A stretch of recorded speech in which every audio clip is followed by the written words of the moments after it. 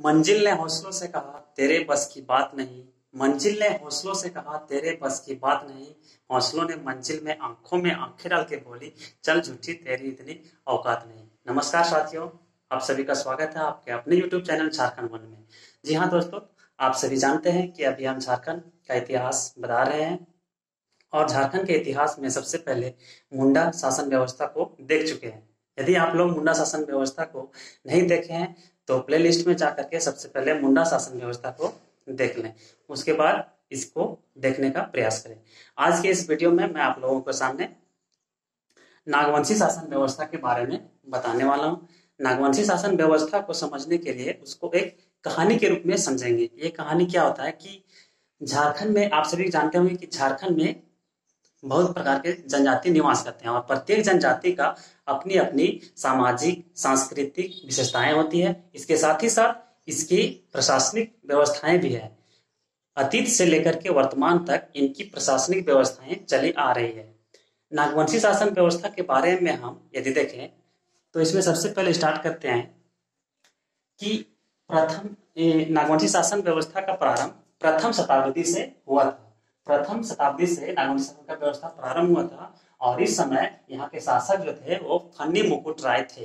फन्नी मुकुट राय नागवंशी शासन व्यवस्था का प्रथम शासक थे। नेक्स्ट पॉइंट यदि हम बात करें कि फन्नी मुकुट राय अपनी राजधानी को सुतियाम्बे में स्थापित किया था। अपनी राजधानी सुतियाम्बे में बनाया था। पहला शासन व्यवस्था था मुंडा शासन व्यवस्था, उसके बाद दूसरा में है नागवंशी शासन व्यवस्था। इसके बाद हम लोग आगे बात करते हैं कि नागवंशी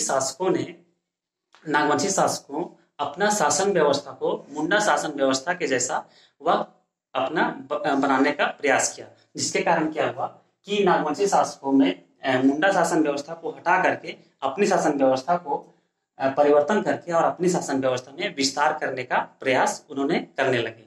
इसके साथ ही साथ क्या हुआ कि जब नागवंशी शासन व्यवस्था जब आया यहाँ पर तो उस समय मुगलों ने नागवंशियों पर आक्रमण कर दिए। आक्रमण करने के फलस्वरूप क्या हुआ कि जितने भी नागवंशी शासन व्यवस्था में जितने भी राजा लोग थे उन लोग पर मुगलों ने टैक्स वसूलना प्रारंभ कर दिया और ये टैक्स वसूलने का कार्य मुगलों ने प्रारंभ कर दिए।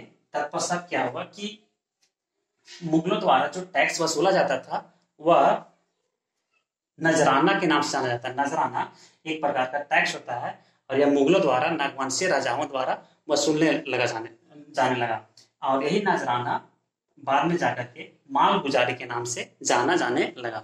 मालगुजारी एक प्रकार का टैक्स का मतलब कि नजराना को ही मालगुजारी के नाम से जाना जाने लगा।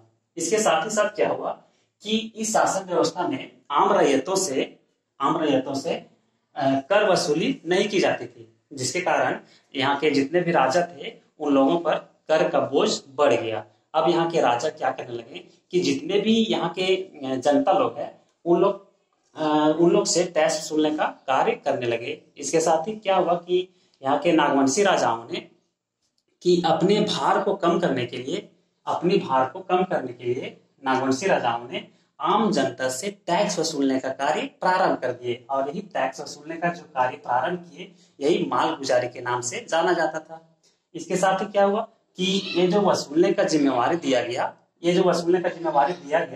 यह पढ़ा के प्रमुख जो होता था उसको मानकी कहा जाता था। पढ़ा के प्रमुख को मानकी कहा जाता था और यही मानकी को इस टैक्स वसूलने का कार्य दिया जाने लगा। और लास्ट में क्या हुआ कि नागवंशी शासन व्यवस्था में इस मानकी को भूइहर के नाम से जाना जाने लगा। भूइहर, जी हाँ, भूइहर बहुत इंपॉर्टेंट है। झारखंड के विभिन्न एग्जामों में ये क्वेश्चन पूछी जा चुकी है कि भूइहर क्या है। ऑप्शन वहां पर क्वेश्चन पूछा जाता है कि नागवंशी शासन व्यवस्था में जो मानकी द्वारा जो टैक्स वसूल किया जाता था, कर वसूलने का कार्य किया जाता था, उसे क्या कहा जाता था? तो उसे भूइहर कहा जाता था। तो दोस्तों, ये जो हम बताएं नागवंशी शासन व्यवस्था का यह पहला वीडियो था, पहला पार्ट था। अब नेक्स्ट वीडियो में हम लोग पार्ट 2 के बारे में, पार्ट 2 इसी से आगे जितना भी बचा